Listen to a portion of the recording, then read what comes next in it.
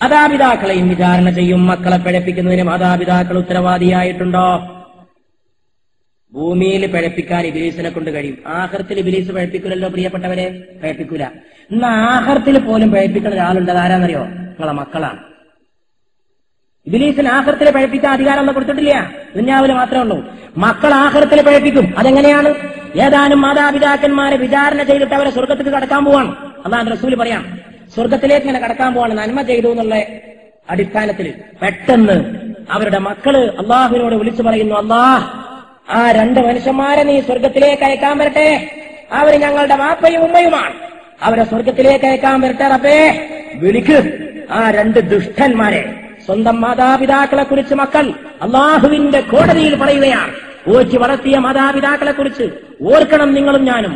മക്കൾക്ക് പഠിച്ച് മിടുക്കോടുകൂടി വളരാൻ ആവശ്യമായ ഭക്ഷണങ്ങളും സൗന്ദര്യത്തോടെ നടക്കാൻ ആവശ്യമായ വസ്ത്രങ്ങളും സകലമാന സുഖ സൗകര്യങ്ങളും ചെയ്തു കൊടുക്കുന്ന കൂട്ടത്തിൽ അള്ളാഹുവിനെ മറക്കാതെ ജീവിക്കാനുള്ള ഒരു വഴി അവർക്ക് ഒരുക്കി കൊടുക്കുന്നതിൽ താല്പര്യം കാണിക്കാത്ത മക്കൾ, സ്വന്തം ഭാര്യയെ, സ്വന്തം പെൺമക്കളെ മോശമായ വസ്ത്രധാരണം ചെയ്യിപ്പിച്ച് അങ്ങാടിലൂടെ നടത്തുന്ന ആണുങ്ങൾ, തലമറക്കാതെ, മാറുമറക്കാതെ, വയറ് മറക്കാതെ, നടീനടന്മാരെ പോലെ, സിനിമയിലെ രംഗങ്ങളെ പോലെ മക്കളെ കയറൂരി വിടുന്ന. ഇന്നിങ്ങനെ സ്കൂള് വിട്ടു പോകുമ്പോഴൊക്കെ ഞാനിങ്ങനെ ആലോചിക്കലുണ്ട്.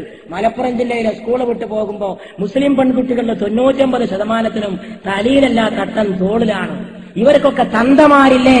ഇവരെയൊക്കെ ഉണ്ടാക്കിയ തന്തകളില്ലേ എന്ന് ഓരോ സമയവും ഈ പെൺകൂട്ടങ്ങളെ കാണുമ്പോ എനിക്ക് തോന്നാറുണ്ട്. ഒരു ലജ്ജയുമില്ലേ തന്തമാരെ നിങ്ങൾക്ക്? നിങ്ങളുടെ മക്കൾ ഇങ്ങനെ നരകത്തിലേക്കുള്ള ഘോഷയാത്ര പോകുന്നത് കണ്ടിട്ട് യാതൊരു ലജ്ജയും നിങ്ങൾക്കില്ലേ?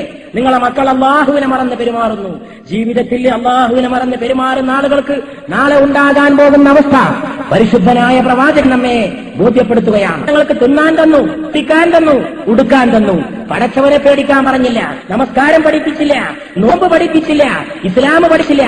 സ്കൂളിൽ വിദ്യാഭ്യാസത്തിന് വേണ്ടി പറഞ്ഞയച്ചത് ഏതോ ഇംഗ്ലീഷുകാരന്റെ സ്കൂളിലാണ്. ചെന്നപ്പോ ഞങ്ങൾ പഠിച്ചത് ഇംഗ്ലീഷാണ്. അള്ളാനെ പഠിച്ചില്ല, ഇസ്ലാം പഠിച്ചില്ല, റസൂലാരെന്നറിഞ്ഞില്ല, പരലോകമുണ്ടെന്നറിഞ്ഞില്ല. എന്തൊക്കെയോ കുറെ ജോലി കിട്ടാൻ വേണ്ടി, ഇയാൾക്ക് ശമ്പളം കിട്ടാൻ, ഇയാൾക്ക് ഞങ്ങളെ കൊണ്ട് ജോലി കിട്ടിയിട്ട് ഈ തന്തക്കും തള്ളക്കും ഞങ്ങളെ കൊണ്ട് സമ്പാദിക്കാൻ കുറെ വിദ്യാഭ്യാസം ഞങ്ങൾക്ക് തന്നു. പക്ഷേ ഞങ്ങൾക്ക് യഥാർത്ഥമായി അറിയേണ്ട കാര്യങ്ങൾ ഈ തന്തയും തള്ളയും ഈ സ്ത്രീയും ഈ പുരുഷനും ഞങ്ങളെ പഠിപ്പിച്ചില്ല. അതുകൊണ്ട് ഞങ്ങൾ നരകത്തിൽ പോകാൻ ഉത്തരവാദി ഈ 2 വ്യക്തികളാണ്. അവരെ നരകത്തിലേക്കിട്, അവരുടെ ചവിട്ടിയിട്ട് ഞങ്ങൾ നരകത്തിൽ നിൽക്കട്ടെ നാഥ എന്ന് മക്കൾ മാതാപിതാക്കൾക്കെതിരെ വിധി പറയുമെന്ന് അല്ലാഹുവിന്റെ റസൂൽ നമ്മോട് പറയുന്നു. ഈ പെണ്ണുങ്ങളെ കൊണ്ടല്ലേ ഈ തലയിടുന്ന തട്ടങ്ങനെ കഴുത്തു കൂടിട്ട് പോണത് ഒരൊറ്റടിക്ക്.